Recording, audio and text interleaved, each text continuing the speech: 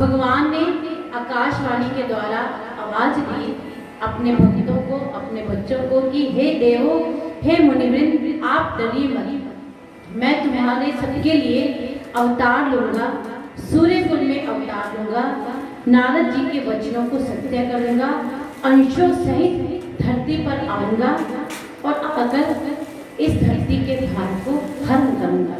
आकाशवाणी सुनकर सभी देवी देवता वहां से जाने लगे। कहाँ बैठे थे अभी सभी देवी देवता? कहाँ बैठे थे? कहाँ? कैलाश पर। तो सभी देवी देवता ये बात सुनकर कि भगवान आ जाएंगे, इतनी बात सुनते ही जब जाने लगे तो ब्रह्मा जी ने रोका कि आप सब कहाँ जा रहे हैं? हमारे लिए भगवान अवतार ले रहे हैं, तो आप अपने अपने धाम को, अपने अपने जगह पर कैसे वापस जा रहे हैं? कहने लगे कि भगवान के अवतार लेने से पहले हम सबको धरती पर जाना होगा। तो ब्रह्मा जी स्वयं जामवंत बने और शंकर जी कहने लगे कि मैं क्या बनूंगा? शंकर जी क्या बनेंगे राम अवतार में? हनुमान। मास्टर जी को पता है। शंकर जी ने खुद कहा कि मैं जब राम भगवान धरती पर जाएंगे तो मैं हनुमान बनकर जाऊंगा। और विश्वकर्मा नल नील बनकर आए, सूर्य भगवान सुग्रीव बनकर आए।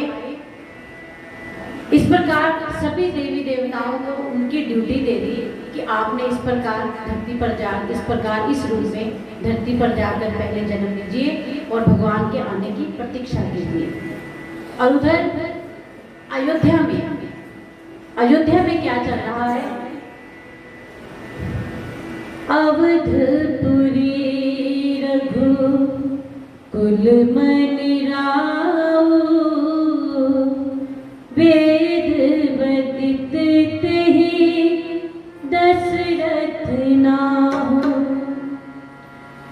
धर्म धुरंधर गुण निध ज्ञानी, हृदय भक्ति गति सारंग पानी, हृदय भक्ति मति सारंग पानी।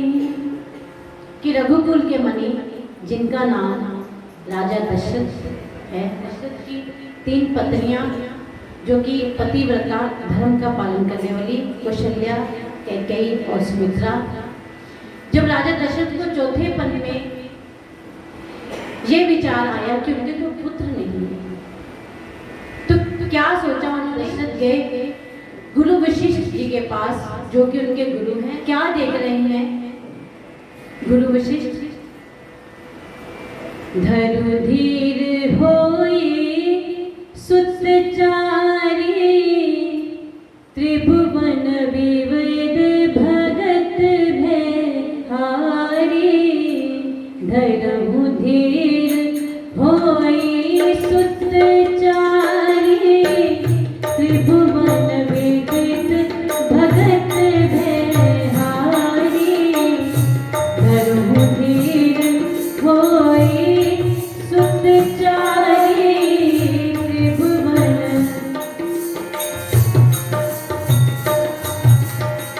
कि आपके ऐसे पुत्र होंगे जिनकी कीर्ति, जिनकी महिमा, जिनका यश तीनों लोगों में होगा। आपकी यश कीर्ति आपके पुत्रों के कारण ही होगी, जो भक्तों के भय को हरण करने वाले हैं, भव के भय को मिटाने वाले हैं। ऐसे साक्षात भगवान आपके घर में जन्म लेंगे। तो महाराज दशरथ कहने लगे गुरु वशिष्ठ जी से कि आप इस बात की रचना बनाइए। तो गुरु वशिष्ठ जी ने श्रृंगी ऋषि को बुलाया, उनके द्वारा पुत्रेष्ठि यज्ञ को करवाया। अब ये विचार किसका था, किसकी मांग थी कि आपके पुत्र होंगे? भगवान से कौन मांगेगा? गुरु वशिष्ठ। गुरु वशिष्ठ की कृपा से महाराज दशरथ को पुत्रों की प्राप्ति होगी। तो ये जो सारा यज्ञ था गुरु वशिष्ठ जी के द्वारा ही संपन्न हुआ। कि भक्ति सहित मुनि आहुति दीने, प्रगटे अग्नि चलो कर लीने। कि मंडप सजा हुआ है, बीच में अग्नि कुंड लगा हुआ है, चक्रवर्ती सम्राट अपनी रानियों के सहित पूरा समाज वहीं पर बैठा हुआ है। श्रृंगी ऋषि यज्ञ आचार्य हुए और सभी ब्राह्मण वहां पर बैठे। प्रधान आहुति, जो कि मेन आहुति कहते हैं यज्ञ में, वो समर्पित करने के लिए गुरु विशिष्ट बैठे।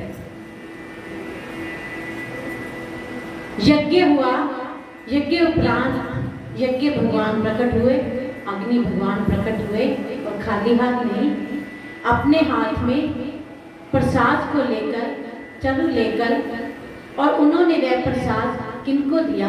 गुरु विशिष्ट को दिया। क्या सूत्र मिल रहा है हमें जीवन में? जो कुछ भी प्राप्त होता है अपने गुरु के द्वारा ही हो सकता है। डायरेक्ट अगर हम सोचें कि हम भगवान से लिंक बना लें, गुरु को बीच में ना डालें, तो कुछ नहीं जुड़ेगा। डायरेक्ट भगवान किसी को कुछ नहीं देते। बीच में जब गुरु की सिफारिश लगेगी तो भगवान गुरु के कहने पर हमें सब कुछ प्रदान करते हैं। तो ये सूत्र दिखा रहे हैं रामचरितमानस में कि किस प्रकार गुरु वशिष्ठ के पास गए। गुरु वशिष्ठ ने यज्ञ संपन्न इसीलिए करवाया क्योंकि महाराज दशरथ गुरु वशिष्ठ जी के पास ही आए थे। यज्ञ भगवान ने प्रसाद दिया गुरु वशिष्ठ जी के हाथ में, और गुरु वशिष्ठ ने आगे महाराज दशरथ को प्रसाद देते हुए कहा कि आप इस प्रसाद को 2 भागों में बांटिए। एक भाग कौशल्या जी को और दूसरा भाग कैकेयी को, और आप उनसे ये कहिएगा कि दोनों कौशल्या और कैकेयी प्रसन्न मन से अपने अपने भाग में से एक एक आधा आधा भाग सुमित्रा को दे। और क्या कहा कि प्रसन्न मन से, कि हम कोई कार्य करें, किसी को देना चाहें तो उसको तभी लगेगा जब हम प्रसन्न मन से देंगे। ये बात उन्होंने स्पष्ट करके लिखी है कि उनसे ये कहना कि प्रसन्न मन से आधा आधा प्रसाद सुमित्रा को दें। तो क्या हुआ? प्रसाद को धारण किया। प्रसाद को खाने के बाद क्या हुआ? जा दिन ते हरि गद बहि आए, सकल लोक सुख संपत्ति छाए।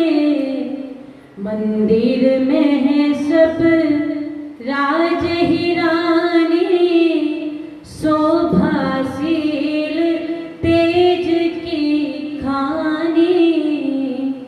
सुख जुत कछुत काल चल गया, जहि प्रभु प्रगटो सु अवसर भयो।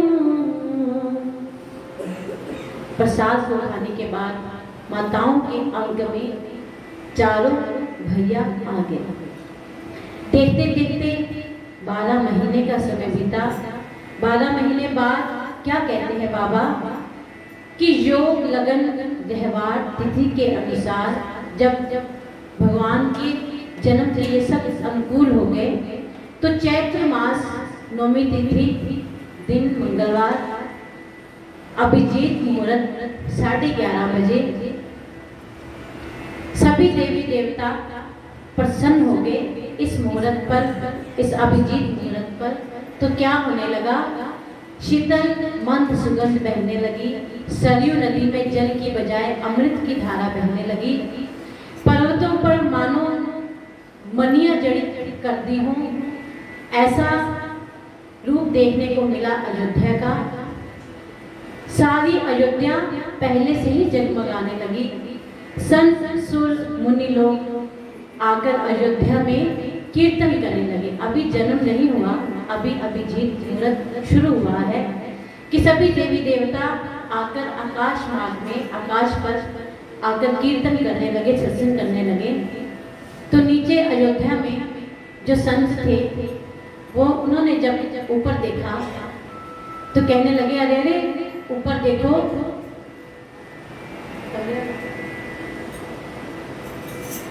सब देव चले महादेव चले महादेव चले ले ले फूलन के हार रे आओ राघव सांवरिया सब देव चले महादेव चले महादेव चले ले फूलन के हार रे आओ राघव सांवरिया देव चले महादेव चले महादेव चले ले फूलन के हार रे आओ राघव सांवरिया आओ राघव सांवरिया आओ राघव सांवरिया शिव शंकर ने आगे बढ़कर अपना डमरू बजाया शिव शंकर ने आगे बढ़कर अपना डमरू बजाया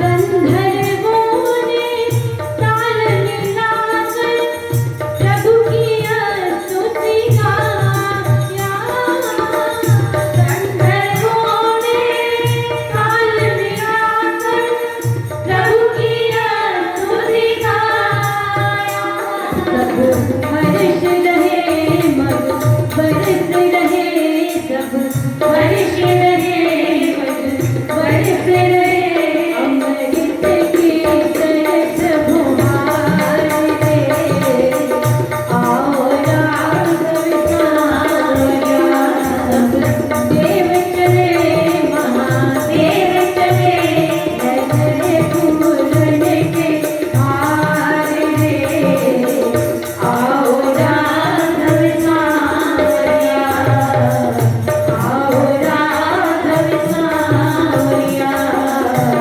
आओ राघव सांवरिया क्या था भगवान शंकर कहने लगे माता पार्वती से ऊपर बैठे कथा सुना रहे हैं कथा सुनाते सुनाते कहने लगे भगवान शंकर पार्वती से कि पार्वती वो देखिए माता कौशल्या के कक्ष में जब उधर देखा तो प्रकाश का इतना पुंज माता कौशल्या के कक्ष में क्या कहने लगे आगे से भय प्रकट कृपाला दीन दयाला वो कलिया हितकारी हर्षित महतारी मुनि मनहारी अद्भुत रूप निहारी लोचन अभिरामा तनु घनश्यामा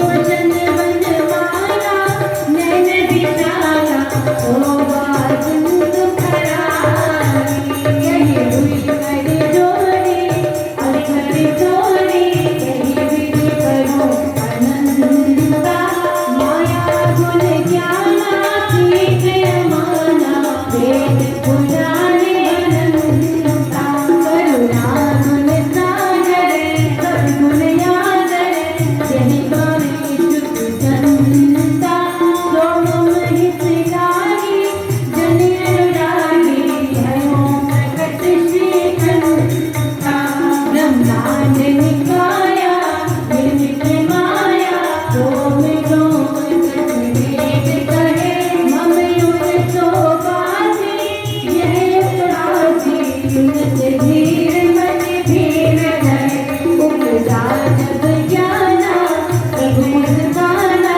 जैसे बहुत विधि चढ़े यही कथा सुहाई बात बुझाई यही प्रकार सुख प्रेम करने पाया माता मुनि बोली सोमति डोली कजहु तात ये रूपा कीजे सुनीला अनिल श्रीला ये सुख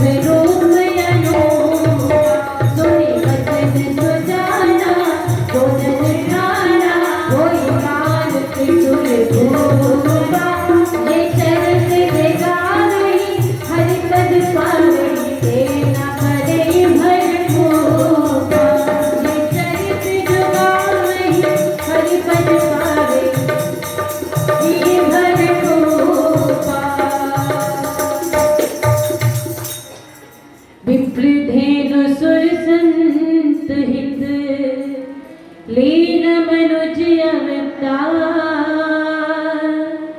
निज इच्छा निर्मित तनु माया गुण गोपाल। क्या दिखाया कि प्रकाश पुंज विराट हो गया है, इतना विराट रूप भगवान का।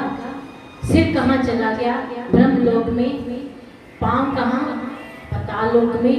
और भगवान के एक एक रोम में से करोड़ों करोड़ों ब्रह्मांड दिखाई दे रहे हैं माता को। और नैन कैसे हैं? कमल की पंखुड़ियों के समान। और रंग श्यामल रंग भगवान के रूप को देख रही माता। और आयु उनकी भुजाओं पर फड़क रहे हैं। माँ ने देखा इतना विशाल, ना आरंभ का पता है और ना ही अंत का पता है। तो माँ ने दोनों हाथ जोड़ लिए, कहने लगी कि मैं स्तुति कैसे करूं? कोई विश्वास नहीं करेगा कि मेरे पुत्र हुआ है। माँ कहने लगी कि मैं तुम्हारी स्तुति कैसे करूं? तो भगवान कहने लगे कि तुम स्तुति तो बाद में करना, मैं तो बहुत चरित्र करने वाला हूँ। माँ बताओ, मैं अभी जाकर रावण को मारूं? अभी जन्म लिया है भगवान ने, प्रकाश पुंज के रूप में विराट रूप में खड़े हैं और कहने लगे माँ मैं इतने चरित्र करने को आतुर हूँ, तुम कहो तो मैं अभी जाकर रावण को मारूं? तो माँ कहने लगी कि नहीं, ये चरित्र तो बाद का है, पहले तुम जो पहले करने वाला चरित्र है वो करो। तो क्या चरित्र है पहले करने वाला? माँ कहने लगी कि आपने पिताजी को वचन दिया था कि मैं आपके पुत्र के रूप में आऊँगा, मैं आपका पुत्र बनूंगा। तो भगवान कहने लगे विराट रूप में कि मैं आपका पुत्र बन के आ तो गया हूँ। तो माता कहने लगी पुत्र ऐसे होते हैं क्या? दुनिया क्या क्या कहेगी कि मैंने इतने बड़े पुत्र को जन्म दिया है। तो क्या करूँ माँ, पहली बार जन्म लिया है, मुझे आइडिया ही नहीं है कि कितना साइज हो पुत्र का। तो माता ने बताया कि आप शिशु रूप में हो जाइए। भगवान ने शिशु रूप धारण किया। तो बोले माँ अब ठीक है। माँ बोली कि अभी भी पूरा ठीक नहीं है। क्या ठीक नहीं? अब इससे भी छोटा हो जाऊं क्या? तो माँ कहने लगी इससे छोटा नहीं होना। जो बालक होते हैं, शिशु होते हैं, वे जन्म लेते ही बातें नहीं करते। तुम तो मेरे साथ बातें करने लगे हो। तो भगवान ने पूछा फिर मैं क्या करूं? तो माता ने क्या किया, क्या कहा कि आप वो शिशु लीला कीजिए जिसमें आपके रोने की आवाज हो, आप रो कर दिखाइए।